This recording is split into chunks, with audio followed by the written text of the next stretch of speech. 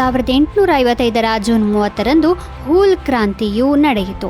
ಅಂದಿನಿಂದ ಪ್ರತಿ ವರ್ಷ ಈ ದಿನದಂದು ಹೂಲ್ ದಿವಸ್ ಅನ್ನು ಆಚರಿಸಲಾಗುತ್ತದೆ. ಸಂತಾಲಿ ಭಾಷೆಯಲ್ಲಿ ಹೂಲ್ ಎಂದರೆ ಬಂಡಾಯ. ಈ ಬಂಡಾಯವನ್ನು ಮೊದಲ ಸ್ವಾತಂತ್ರ್ಯ ಸಂಗ್ರಾಮವೆಂದು ಪರಿಗಣಿಸಲಾಗಿದೆ.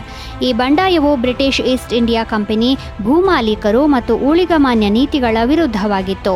ಬುಡಕಟ್ಟು ಜನಾಂಗದವರ ಈ ದಂಗೆ 1855ರಲ್ಲಿ ಪ್ರಾರಂಭವಾಯಿತು ಮತ್ತು 1856ರವರೆಗೆ ಮುಂದುವರೆಯಿತು. ಈ ಬಂಡಾಯದ ನೇತೃತ್ವವನ್ನು ಜಾರ್ಖಂಡ್ನ ಭೋಗ್ನಾದಿ ಗ್ರಾಮದ ಸಿದ್ದು ಕನ್ಹು ಮತ್ತು ಚಾಂದ್ ಭೈರವ್ ವಹಿಸಿದ್ದರು. ಈ ಬಂಡಾಯದಲ್ಲಿ ಸಿದ್ದು ಮಾಡು ಇಲ್ಲವೇ ಮಡಿ, ವಿದೇಶೀಯರೇ ನಮ್ಮ ಮಣ್ಣನ್ನು ತೊರೆಯಿರಿ ಎಂಬ ಅಮರ ಘೋಷವಾಕ್ಯವನ್ನು ನೀಡಿದ್ದರು. ಹೂಲ್ ಕ್ರಾಂತಿಯು ಜಾರ್ಖಂಡ್ನ ಸಂತಾಲ್ ಪರಗಣದಿಂದ ಪ್ರಾರಂಭವಾಯಿತು. ಈ ಕ್ರಾಂತಿಯಲ್ಲಿ 50,000ಕ್ಕೂ ಹೆಚ್ಚು ಜನರು ಭಾಗವಹಿಸಿದ್ದರು ಎಂದು ಹೇಳಲಾಗುತ್ತದೆ. ಇದರಲ್ಲಿ ಸಂತಾಲಿಗಳು ತಮ್ಮ ಸಾಂಪ್ರದಾಯಿಕ ಆಯುಧಗಳಿಂದ ಬ್ರಿಟಿಷ್ ಸೇನೆಯನ್ನು ಸೋಲಿಸಿದ್ದರು. ಹೂಲ್ ಕ್ರಾಂತಿಯ ಸಮಯದಲ್ಲಿ ಈಸ್ಟ್ ಇಂಡಿಯನ್ ಆರ್ಮಿ 2 ಬಾರಿ ಸೋಲನ್ನು ಎದುರಿಸಬೇಕಾಯಿತು. ಮೊದಲ ಬಾರಿಗೆ ಪಿರ್ಪೈಂಟಿಯಲ್ಲಿ ಮತ್ತು 2ನೇ ಬಾರಿ ಬೀರ್ಭೂಮ್ನಲ್ಲಿ. ಆದಾಗ್ಯೂ ನಂತರ ಬ್ರಿಟಿಷರು ಸಿದ್ದು ಕನ್ಹುವನ್ನು ಬಂಧಿಸಿದರು ಮತ್ತು ಇಬ್ಬರೂ ಸಹೋದರರಿಗೆ ಮರಣದಂಡನೆ ವಿಧಿಸಿದರು. ಬುಡಕಟ್ಟು ಜನಾಂಗದವರ ಈ ಶೌರ್ಯ ಮತ್ತು ತ್ಯಾಗವನ್ನು ಸ್ಮರಿಸಲು ಪ್ರತಿ ವರ್ಷ ಜೂನ್ 30ರಂದು ಹೂಲ್ ಕ್ರಾಂತಿ ದಿವಸ್ ಅನ್ನು ಆಚರಿಸಲಾಗುತ್ತದೆ. ಈ ಬಂಡಾಯವು ಬ್ರಿಟಿಷ್ ಆಳ್ವಿಕೆಯ ಅಡಿಪಾಯವನ್ನೇ ಅಲ್ಲಾಡಿಸಿತ್ತು. ದಾದಾಭಾಯಿ ನವರೋಜಿ 1917ರ ಜೂನ್ 30ರಂದು ಮುಂಬಯಿಯಲ್ಲಿ ಕೊನೆಯುಸಿರೆಳೆದರು. ದಾದಾಭಾಯಿ ನವರೋಜಿ ಒಬ್ಬ ಶ್ರೇಷ್ಠ ರಾಜಕಾರಣಿ, ವಿದ್ವಾಂಸ ಮತ್ತು ಉದ್ಯಮಿ. ಅವರನ್ನು ಭಾರತದ ಮಹಾನ್ ಪುರೋಹಿತರು ಎಂದು ಕರೆಯಲಾಗುತ್ತದೆ. ನವರೋಜಿ 1825ರ ಸೆಪ್ಟೆಂಬರ್ 4ರಂದು ಮುಂಬಯಿಯಲ್ಲಿ ಜನಿಸಿದರು. ಅವರು 1892ರಲ್ಲಿ ಬ್ರಿಟಿಷ್ ಸಂಸತ್ತಿಗೆ ಆಯ್ಕೆಯಾದ ಮೊದಲ ಭಾರತೀಯರೆನಿಸಿದರು. ನವರೋಜಿ ಅವರು ಲಿಬರಲ್ ಪಕ್ಷದ ಅಭ್ಯರ್ಥಿಯಾಗಿ ಬ್ರಿಟಿಷ್ ಸಂಸತ್ತಿಗೆ ಆಯ್ಕೆಯಾಗಿದ್ದರು. ಅಲ್ಲಿ ಅವರು ಭಾರತೀಯರ ಹಕ್ಕುಗಳು ಮತ್ತು ಅವರಿಗೆ ಮಾಡಿದ ಅನ್ಯಾಯದ ವಿರುದ್ಧ ಧ್ವನಿ ಎತ್ತಿದರು. ಬ್ರಿಟಿಷ್ ಸಂಸತ್ತಿನಲ್ಲಿ ತಮ್ಮ ಅಧಿಕಾರಾವಧಿಯಲ್ಲಿ ನವರೋಜಿ ಅವರು ಭಾರತದಿಂದ ಸಂಪತ್ತಿನ ಬರಿದಾಗುವಿಕೆ, ಭಾರತೀಯರಿಗೆ ಸಮಾನ ಉದ್ಯೋಗಾವಕಾಶಗಳನ್ನು ಒದಗಿಸುವ ಪ್ರಯೋಜನಗಳು ಮತ್ತು ದೇಶದ ಕೈಗಾರಿಕೀಕರಣವನ್ನು ವಿವರಿಸಿದರು. ನವರೋಜಿ ಭಾರತೀಯ ರಾಷ್ಟ್ರೀಯ ಕಾಂಗ್ರೆಸ್ನ ಸಂಸ್ಥಾಪಕ ಸಹವರ್ತಿಗಳಲ್ಲಿ ಒಬ್ಬರು. 1885ರಲ್ಲಿ ಅವರು ಅಲೆನ್ ಹ್ಯೂಮ್ ಮತ್ತು ದಿನ್ಶಾ ವಾಚಾ ಅವರೊಂದಿಗೆ ಭಾರತೀಯ ರಾಷ್ಟ್ರೀಯ ಕಾಂಗ್ರೆಸ್ ಅನ್ನು ರಚಿಸಿದರು. ನವರೋಜಿ ಅವರು 3 ಬಾರಿ ಕಾಂಗ್ರೆಸ್ ಪಕ್ಷದ ಅಧ್ಯಕ್ಷರಾದರು ಮತ್ತು ಕಾಂಗ್ರೆಸ್ನ ತತ್ವಗಳು ಹಾಗೂ ಗುರಿಗಳನ್ನು ವ್ಯಾಖ್ಯಾನಿಸುವಲ್ಲಿ ಪ್ರಮುಖ ಪಾತ್ರ ವಹಿಸಿದರು. ಅವರು ವಿವಿಧ ಹಂತಗಳು ಮತ್ತು ಕಾರ್ಯತಂತ್ರಗಳ ಮೂಲಕ ಭಾರತೀಯ ಆರ್ಥಿಕತೆಯನ್ನು ಉನ್ನತೀಕರಿಸಿದ ಅರ್ಥಶಾಸ್ತ್ರಜ್ಞರಾಗಿದ್ದರು. ಆದ್ದರಿಂದ ಅವರನ್ನು ಭಾರತದ ಅನೌಪಚಾರಿಕ ರಾಯಭಾರಿ ಎಂದು ಪರಿಗಣಿಸಲಾಗಿತ್ತು. 1999ರ ಜೂನ್ 30ರಂದು ಕಾರ್ಗಿಲ್ ಯುದ್ಧದ ಸಮಯದಲ್ಲಿ ಕ್ಯಾಪ್ಟನ್ ಜಿಂಟು ಗೊಗೊಯ್ ಹುತಾತ್ಮರಾದರು. ಕ್ಯಾಪ್ಟನ್ ಜಿಂಟು ಗೊಗೊಯ್ ಧೀರ ಭಾರತೀಯ ಸೇನಾ ಅಧಿಕಾರಿಯಾಗಿದ್ದು 1970ರ ನವೆಂಬರ್ 22ರಂದು ಅಸ್ಸಾಂನ ಜೋರ್ಹತ್ ಜಿಲ್ಲೆಯಲ್ಲಿ ಜನಿಸಿದರು.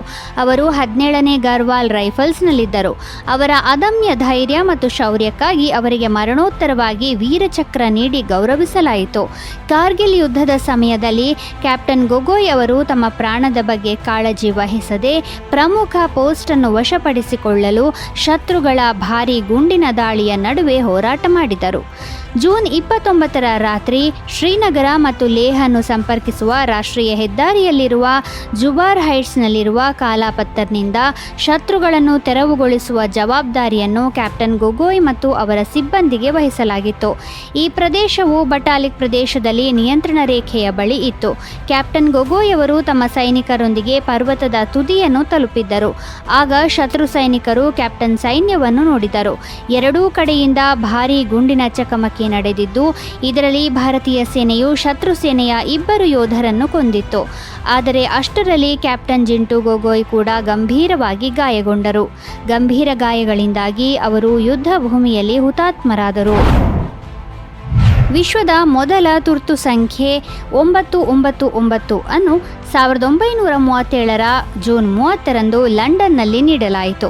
ಇದು ಮಹಿಳೆಯರಿಗಾಗಿತ್ತು. ಸಿಮ್ ಕಾರ್ಡ್ ಇಲ್ಲದಿದ್ದರೂ ಈ ಎಮರ್ಜೆನ್ಸಿ ನಂಬರ್ ಕೆಲಸ ಮಾಡುತ್ತಿದ್ದದ್ದು ವಿಶೇಷವಾಗಿತ್ತು.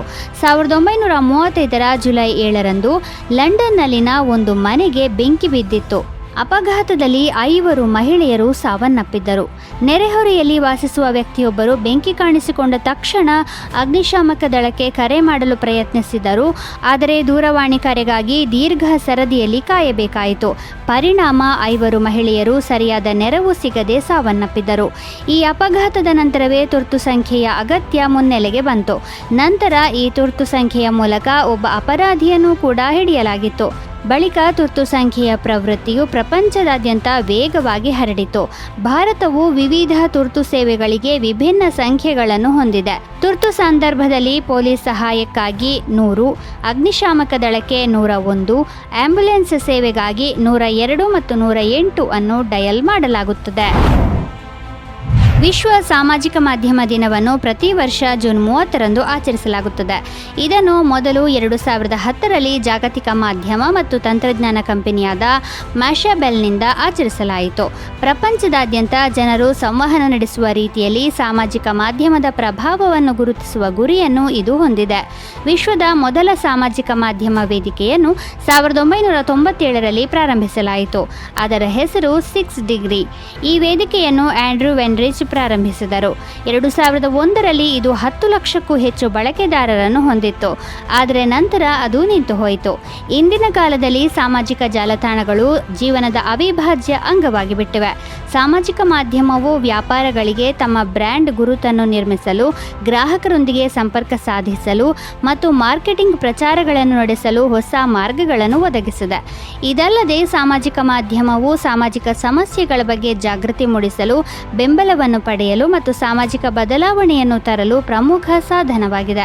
ಭಾರತದ ಅತ್ಯಂತ ಜನಪ್ರಿಯ ಸಾಮಾಜಿಕ ಮಾಧ್ಯಮ ವೇದಿಕೆ ವಾಟ್ಸ್ಆ್ಯಪ್ ಆಗಿದೆ. ಇದನ್ನು 48 ಕೋಟಿಗೂ ಹೆಚ್ಚು ಜನರು ಬಳಸುತ್ತಾರೆ.